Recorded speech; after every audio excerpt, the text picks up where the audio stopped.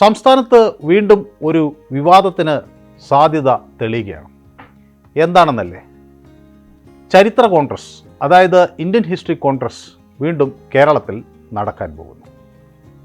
കഴിഞ്ഞ തവണ Indian history Congress കണ്ണൂരിൽ നടന്നപ്പോൾ ഉണ്ടായ വിവാദങ്ങൾ പലരും ഓർക്കുന്നുണ്ടാകും.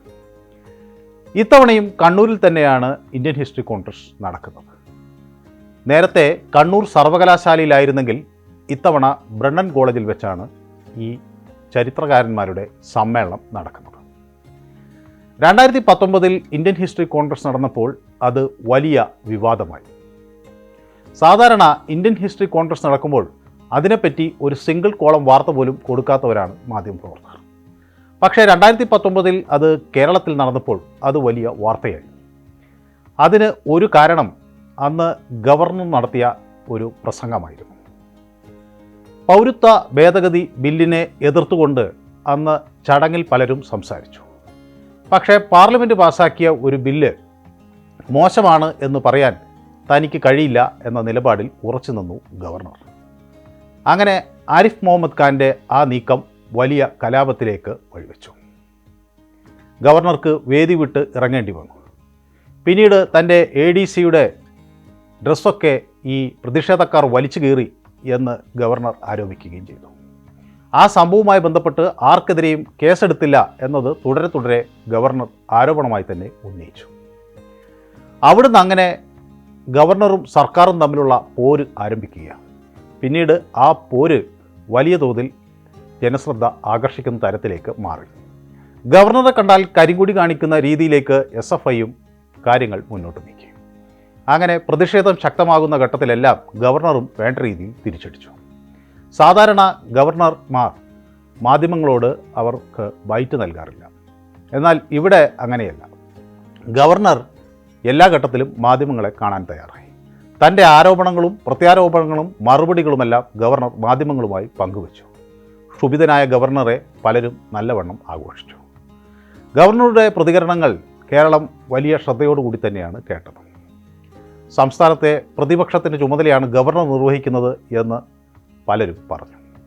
സർവകലാശാലകളിലെ ചില തിരികെക്കയറ്റൽ ശ്രമങ്ങളെല്ലാം ഗവർണർ തടഞ്ഞു എന്ന് കരുതുന്നവരുണ്ട്. അനധികൃതമായി നിയമനം നൽകാൻ ശ്രമിച്ചവരെയൊക്കെ ഗവർണർ കൈയോടെ പിടികൂടി എന്ന് കരുതുന്നവരുമുണ്ട്. പിൻവാതിൽ നിയമനങ്ങളല്ല നടന്നത്, അത് യഥാർത്ഥത്തിൽ കഴിവുള്ളവർക്കാണ് നൽകിയത് എന്ന വാദവുമായി സർക്കാർ ഒരു വശത്ത് നിന്നു. സേവ് യൂണിവേഴ്സിറ്റി ക്യാമ്പസ് പോലുള്ള സംഘടനകൾ ഗവർണറുടെ പക്ഷം പിടിച്ചു. BJPക്കും ഗവർണർക്കൊപ്പം നിൽക്കേണ്ടി വന്നു. ജനങ്ങൾ തിരഞ്ഞെടുത്ത ഒരു സർക്കാരിനാണ് പരമാധികാരമെന്നും ഗവർണർ വെറും റബ്ബർ സ്റ്റാമ്പാണ് എന്ന വാദവുമൊക്കെ സർക്കാരിനോട് ചേർന്ന് നിൽക്കുന്നവർ ഉന്നയിച്ചു. പക്ഷേ ഗവർണറും വിട്ടുകൊടുത്തില്ല. തനിക്ക് തൻ്റേതായ അധികാര പരിധികളുണ്ട് എന്ന് അദ്ദേഹം വ്യക്തമാക്കി. മന്ത്രിമാരോടുള്ള താല്പര്യം താൻ പിൻവലിക്കും എന്നൊക്കെ ഗവർണർ പറഞ്ഞു. അപ്പോൾ മന്ത്രിമാർ സത്യപ്രതിജ്ഞ ചെയ്യുന്നത് അല്ലെങ്കിൽ അധികാരത്തിൽ തുടരുന്നത് ഒക്കെ ഗവർണറുടെ പ്ലഷർ കൂടി കണക്കിലെടുത്താണ് എന്ന കാര്യം അങ്ങനെ കേരളം ചർച്ച ചെയ്തു. വാദം സുപ്രീം കോടതി വരെ എത്തി. പല കാര്യങ്ങളിൽ സുപ്രീം കോടതി അഭിപ്രായം പറയുന്നതിൻ്റെ കൂട്ടത്തിൽ ഈ വിഷയങ്ങളും പരിഗണിക്കപ്പെട്ടു.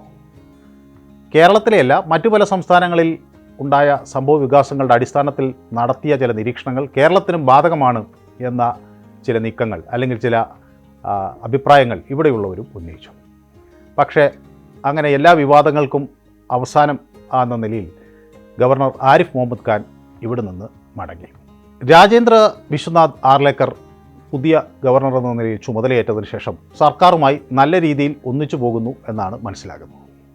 ഏതായാലും സവർക്കറുമായി ബന്ധപ്പെട്ട ഒരു കാര്യത്തിൽ അദ്ദേഹം ചില നിരീക്ഷണങ്ങൾ നടത്തി. സർവകലാശാലയിൽ ചെന്നാണ് ഈ കാര്യം ഗവർണർ പറഞ്ഞത്. പക്ഷേ അത് പിന്നീട് വിവാദമായില്ല എന്നതുകൊണ്ട് തൽക്കാലം രക്ഷപ്പെട്ടു എന്ന് പറയാം.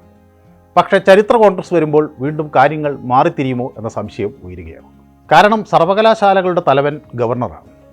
ഇന്ത്യൻ ഹിസ്റ്ററി കോൺഗ്രസ് പലപ്പോഴും ഉദ്ഘാടനം ചെയ്യാൻ ഏറ്റവും മികച്ചയാളായി വരുന്നതും ഗവർണറായിരിക്കും. അങ്ങനെ വന്നാൽ വീണ്ടും ഒരു വിവാദം ഉണ്ടാകുമോ എന്ന ചോദ്യം ഉയരുകയാണ്. 2019 ആവർത്തിക്കാതിരിക്കാൻ എന്തൊക്കെ നടപടികൾ സ്വീകരിക്കേണ്ടി വരും എന്നതും ചർച്ചയാവുകയാണ്. ഇനി പ്രതിഷേധവുമായി BJPക്കാർ രംഗത്ത് വരുമോ എന്ന് കരുതുന്നവരും ഉണ്ട്. ഏതായാലും സർക്കാരിൻ്റെ വലിയ പിന്തുണയുണ്ടാകും. ഈ ഇന്ത്യൻ ഹിസ്റ്ററി കോൺഗ്രസും വിവാദ വിഷയങ്ങൾ പരാമർശിക്കും എന്ന കാര്യത്തിൽ തർക്കമില്ല. കാരണം ഇത് ഒരു തെരഞ്ഞെടുപ്പ് വർഷമാണ്. തെരഞ്ഞെടുപ്പ് വർഷത്തിൽ പറ്റുന്നതെല്ലാം രാഷ്ട്രീയ ആയുധമാക്കാൻ ശ്രമിക്കുന്നവരാണ് നമ്മുടെ നാട്ടിലെ രാഷ്ട്രീയ നേതാക്കൾ. അപ്പോൾ ഒരു വിവാദം എന്തുകൊണ്ടും ഉറപ്പാണ്. ഇടത് ചരിത്രകാരന്മാരുടെ വലിയ സംഘമായ ഇന്ത്യൻ ഹിസ്റ്ററി കോൺഗ്രസ് സ്വാഭാവികമായും BJP വിരുദ്ധ നിലപാടുകളായിരിക്കും പൂർണ്ണമായും സ്വീകരിക്കുക. അതുകൊണ്ടാണ് BJP അനുകൂല സർക്കാരുകളുള്ള സ്ഥലത്തൊന്നും ഈ കോൺഗ്രസ് നടത്താൻ അവർ തയ്യാറാകാത്തത്. കേരളത്തിൽ നടത്തിയതിനു ശേഷം പിന്നെ നടന്നത് ചെന്നൈയിലാണ്. ഒരു തവണ അത് ഓൺലൈനായി ചേരുകയും ചെയ്തു. പഞ്ചാബിലും ഇന്ത്യൻ ഹിസ്റ്ററി കോൺഗ്രസ് നടന്നിട്ടുണ്ട്. അതോടൊപ്പം വാറങ്കലിലും ഇന്ത്യൻ ഹിസ്റ്ററി കോൺഗ്രസ് നടന്നു. അതിനുശേഷം വീണ്ടും കേരളത്തിലേക്കാണ് ഇന്ത്യൻ ഹിസ്റ്ററി കോൺഗ്രസ് എത്തുന്നത്. അപ്പോൾ ചരിത്ര കോൺഗ്രസ് BJP അനുകൂല സർക്കാരുകൾ ഭരിക്കുന്ന സംസ്ഥാനങ്ങളെ ഒഴിവാക്കുന്നത് എന്തുകൊണ്ട് എന്ന ചോദ്യം അവിടെ ഉയരുകയാണ്. രാജ്യത്തിൻ്റെ ചരിത്രകാരന്മാരെ പിന്തുണയ്ക്കേണ്ട ഉത്തരവാദിത്വം അവിടുത്തെ സംസ്ഥാന സർക്കാരുകൾക്കും ഉണ്ട് എന്ന കാര്യം കൂടി ചൂണ്ടിക്കാണിക്കപ്പെടുകയാണ്. പക്ഷേ എന്തുകൊണ്ടോ നമ്മുടെ ചരിത്രകാരന്മാർക്ക് അതിനുള്ള ധൈര്യമില്ല. കേരളത്തിലാകുമ്പോൾ വലിയ സുരക്ഷിതത്വം കിട്ടും എന്ന പ്രതീക്ഷയാകാം അവരെ വീണ്ടും കേരളത്തിലേക്ക് ആകർഷിക്കുന്നത്. പക്ഷേ ഇവിടെ കാത്തിരിക്കുന്നത് ഒരു പ്രതിഷേധവും അതോടൊപ്പം വിവാദവുമാണോ എന്ന് എല്ലാവരും സംശയിക്കുന്നു. ഇന്ത്യൻ ഹിസ്റ്ററി കോൺഗ്രസ് സാധാരണ ഞാൻ നേരത്തെ സൂചിപ്പിച്ചതുപോലെ വാർത്തകളിൽ ഇടം പിടിക്കാത്ത ഒരു പരിപാടിയായിരുന്നു. പക്ഷേ 2019 ഇന്ത്യൻ ഹിസ്റ്ററി കോൺഗ്രസ് വാർത്തകളിൽ ഇടം പിടിക്കുന്ന ഒരു പരിപാടിയായി. സ്വാഭാവികമായി അത് വീണ്ടും കണ്ണൂരിൽ നടക്കുമ്പോൾ അതിന് വാർത്തകളിൽ നല്ല സ്ഥാനം ഉണ്ടാകും എന്ന കാര്യത്തിൽ തർക്കമില്ല. അപ്പോൾ സംഘാടകർക്ക് അത് ഒരു സന്തോഷകരമായ കാര്യമായിരിക്കും. CPM നേതാവായ ബിജു കണ്ടക്കയാണ് വളരെ മനോഹരമായ രീതിയിൽ ഇന്ത്യൻ ഹിസ്റ്ററി കോൺഗ്രസ് കണ്ണൂർ സർവകലാശാലയിൽ കഴിഞ്ഞ തവണ സംഘടിപ്പിച്ചത്.